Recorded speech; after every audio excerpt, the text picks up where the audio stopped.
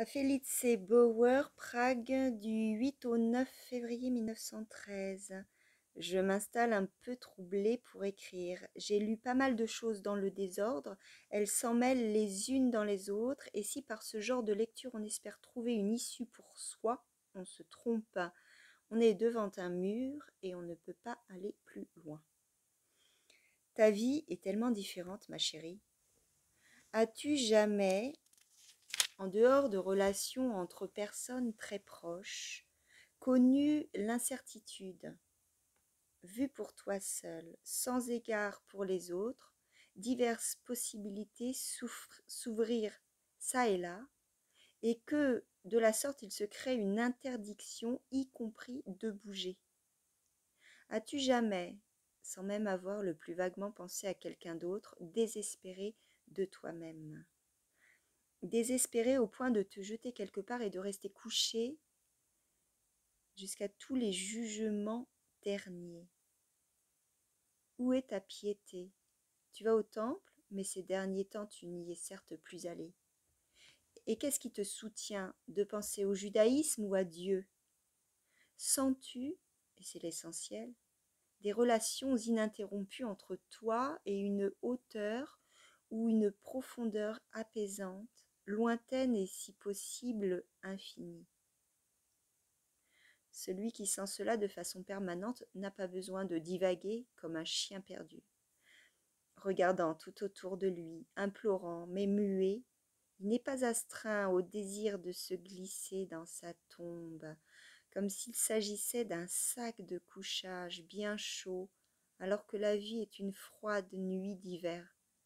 Il n'a pas besoin, quand il monte l'escalier qui mène à son bureau, de croire qu'il se voit simultanément scintillant dans une lumière incertaine, tournoyant dans un mouvement accéléré, hochant la tête d'impatience, en train de tomber de là-haut jusqu'en bas de la cage d'escalier. Parfois, chérie, je pense vraiment que je suis perdue pour les rapports avec des êtres humains. Certes, j'aime beaucoup ma sœur. J'étais aussi très sincèrement heureux au moment où je l'ai invitée à m'accompagner à Letmeritz.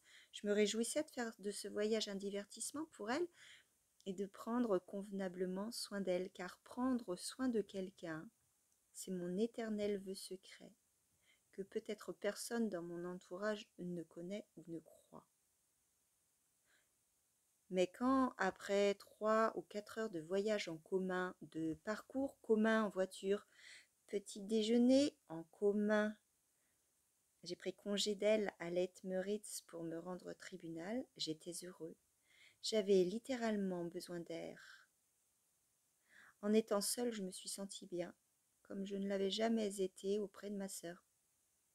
Pourquoi, ma chérie, pourquoi? As-tu connu quelque chose de comparable, ne serait-ce que de loin, avec un être que tu aimais? Et cela dans des circonstances qui n'ont rien d'exceptionnel, car nous nous sommes séparés gentiment et nous sommes revus gentiment ensemble 6 heures plus tard. Et ce n'était pas quelque chose d'unique. Demain, après-demain, quand ça se présentera, la même chose se répétera.